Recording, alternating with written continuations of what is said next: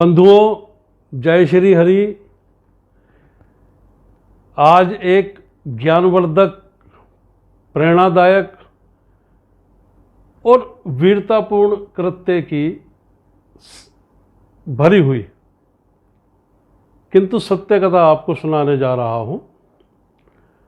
दुख तो इस बात का है कि ऐसी बहुत सी सच्ची कथाएं जो हमारे देश में घटित हुई हैं, पर हमारे इतिहासकारों ने हम तक सिर्फ उन बातों को या उन तथ्यों को पहुंचाया है जो राजनीति से प्रेरित हैं और पक्षपातपूर्ण हैं। भारतीय प्रेम, त्याग और संस्कृति की कथाओं को हमसे दूर रखा गया, जिससे न केवल हम अपने यहाँ के वीरों के त्याग और बलिदान के उच्च स्तरीय ज्ञान से वंचित रह गए, बल्कि हम इस ज्ञान के न मिल पाने से पंगु से रह गए। पर अब धीरे धीरे सत्य हम भारतवासियों तक पहुंच रहा है। इसके लिए वर्तमान भारत सरकार और भारतीय संस्कृति के विद्वानों के अथक प्रयास से बहुत सी बातें अब हम तक पहुंच रही हैं। मैं उनका भी धन्यवाद करता हूं और आप तक मेरा ये प्रयास है कि हमारे यहाँ के इतिहासकार की ऐसी सच्ची घटनाओं को जन जन तक पहुंचा सकूं, ताकि भारत का जो जनमानस है और भारत का भविष्य यानी बच्चे हमारे देश के सूरवीरों के त्याग, देश प्रेम को जान सकें और बढ़ती उम्र के साथ न केवल स्वयं को पहचाने बल्कि देश प्रेम और त्याग की प्रतिमूर्ति बन अपना जीवन सफल बनाएं।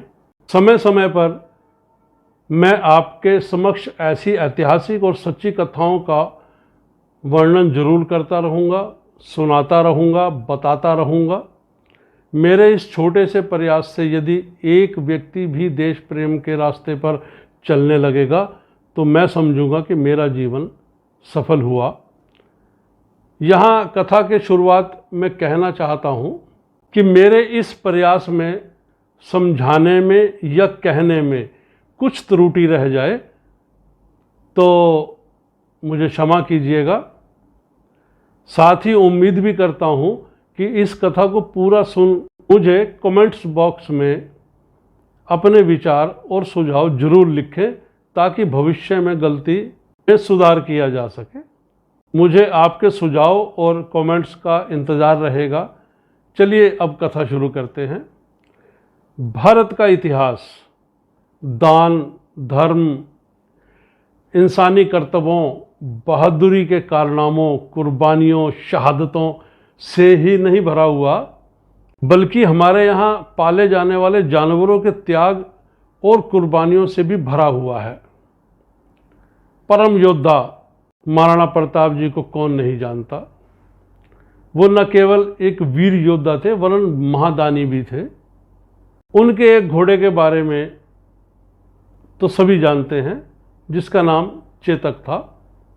उसके कारनामों के बारे में आप सब जानते हैं, किंतु उनके दूसरे घोड़े शुभ्रक को भी आपको जानना जरूरी है। और शुभ्रक की स्वामी भक्ति, बलिदान और त्याग की कथा न केवल रोचक है बल्कि मालिक के प्रति कर्तव्यनिष्ठ प्रेम, त्याग और बलिदान में इंसानों को भी मात देने और सबक सीखने के उदाहरण का एक ऐसा अद्भुत कारनामा है जो आज तक कोई दूसरा नहीं कर पाया।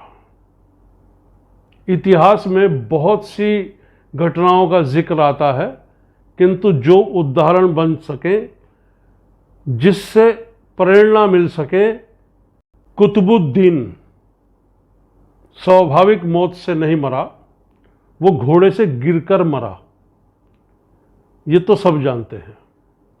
लेकिन इस घटना को किसने अंजाम दिया, कैसे अंजाम दिया, ये मैं बताऊंगा आपको।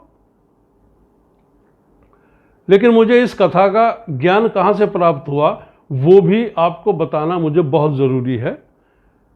फारस के स्कूलों में जो सिलेबस है उसमें उन्हीं की भाषा में, फारसी में, इस कथा का भी विशेष स्थान है। ये विशेष लेख है वहाँ पर जो मिलता है। इसलिए पढ़कर सुनकर गर्व से छाती चौड़ी हो जाती है कि हमारे वीरों की कथाएं तो दुनिया में मशहूर हैं। हमारे देश के जानवरों की वीरता, सूझबूझ और त्याग की जानकारी भी दुनिया के लोगों को होनी चाहिए। तो मित्रों, आज सुनिए कहानी शुभ्रक के प्रेम, स्वामी भक्ति और कर्तव्य बोध तथा त्याग की। मेरा दावा है कि यदि आप इस कथा को ध्यान से सुन लें, देख लें, तो एक क्षण अवाक और सन्न रह जाएंगे कि ये क्या हुआ, क्या ऐसा संभव है? लेकिन जो सुना वो सत्य है, ऐसा यकीन जरूर होगा। मुल्ला कुतुबुद्दीन ऐबक ने राजपुताना में जमकर कहर बरसाया। फिर उदयपुर के राजकुमार करण सिंह को बंदी बनाकर लाहौर ले गया। कुंवर का बहुत प्यारा घोड़ा शुभ्रक, वो भी बड़ा स्वामी भक्त था, लेकिन लूटपाट मचाना और सामान ले जाते वक्त कुतुबुद्दीन की नज़र जब शुभ्रक पर पड़ी तो उसको वो पसंद आ गया और वो उसको भी साथ लेता गया। एक दिन कैद से भागने के प्रयास में कुंवर जी को सजाए मौत सुनाई गई और सजा देने के लिए जन्नत बाग में लाया गया और यह तय हुआ कि राजकुमार का सिर काटकर उससे पोलो खेला जाएगा। मुल्ला कुतुबुद्दीन खुद कुंवर साहब के घोड़े शुभ्रक पर सवार होकर अपनी खिलाड़ी टोली के साथ जन्नत बाग में आया। शुभ्रक ने जैसे ही राजकुमार को कैदी अवस्था में देखा, उसकी आंखों में आंसू आ गए, टपकने लगे आंसू। उसके दिल का दर्द आंसुओं से बह निकला। फिर जैसे ही कुंवर साहब का सिर कलम करने के लिए राजकुमार को जंजीरों से खोला गया, तो शुभ्रक समझ गया कि अब राजकुमार की जान को खतरा है। शुभ्रक तुरंत उछला और मुल्ला कुतुबुद्दीन को अपनी पीठ से नीचे गिरा दिया। फिर उसकी छाती पर अपने अगले दोनों पैरों से मजबूती से कई वार किए। कुतुबुद्दीन वहीं ढेर हो गया, वहीं मर गया। इस्लामिक सैनिक हैरान होकर देखते रह गए। उनकी समझ में नहीं आया कि अचानक ये क्या हो गया, और जब तक वो समझ पाते तब तक कुतुबुद्दीन इस दुनिया को छोड़कर परलोक सिधार गया था। उसी समय सही मौका देखकर शुभ्रक राजकुमार की ओर दौड़ा। उधर कुंवर ने भी सैनिकों से छूटकर शुभ्रक की पीठ पर छलांग लगाई और सवार हो गए। शुभ्रक ने भी कहा कि चलो अब मौका है स्वामी भक्ति को दिखाने का, और शुभ्रक हवा से बाजी मारने लग गया। खूब तेज दौड़ता दौड़ता दौड़ता दौड़ता लाहौर से बिना रुके उदयपुर के महल के सामने आकर खड़ा हुआ।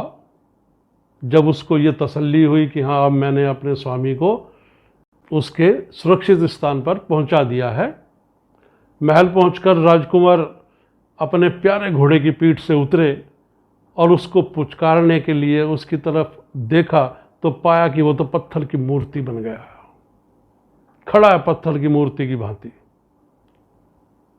उसमें प्राणी नहीं बचे थे।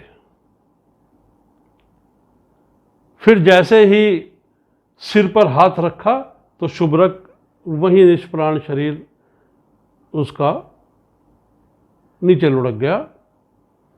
भारत के इतिहास में यह तथ्य कभी नहीं पढ़ाया गया, जबकि फारसी की कई प्राचीन पुस्तकों में कुतुबुद्दीन की मौत की इसी तरह की गाथा लिखी हुई है, कथा लिखी हुई है। और शुभ्रक के स्वामी प्रेम, त्याग और बलिदान को नमन किया जाता है। नमन है शुभ्रक को जिसने अपने मालिक राजकुमार को न केवल जान बचाकर सुरक्षित किया बल्कि उनके दुश्मन को मौत की नींद भी सुला दिया। इससे हम इंसानों को भी शिक्षा मिलती है कि हमें अपने कर्तव्य को पूरा करने के लिए यदि अपने प्राण भी गंवाने पड़े तो हिचकना नहीं चाहिए। जब एक बेजुबान जानवर ऐसा कर सकता है तो हम तो इंसान हैं। हमें अपने कर्तव्य और जिम्मेवारियों का बोध होना ही चाहिए, फिर उन्हें पूरा करने का हमारा संकल्प भी जरूर होना चाहिए। मन से संकल्प लेकर अपनी जीत सुनिश्चित करनी जरूर चाहिए। ये एक छोटी सी कथा थी, ज्ञानवर्धक कथा थी। आपने इसको ध्यान से सुना होगा, उसके लिए मैं आपका धन्यवादी हूँ। जय श्री हरि।